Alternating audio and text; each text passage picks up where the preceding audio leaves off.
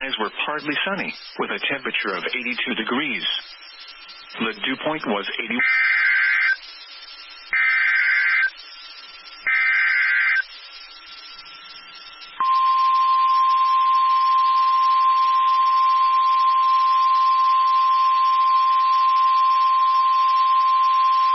The National Weather Service in League City has issued a severe thunderstorm warning for northeastern Polk County and southeastern Texas until 8:45 p.m. Central Daylight Time.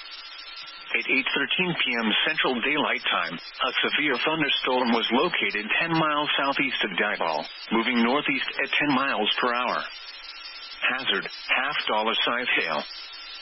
Source, radar indicated. Impact, damage to vehicles is expected. Locations impacted include Corrigan. For your protection, move to an interior room on the lowest floor of a building.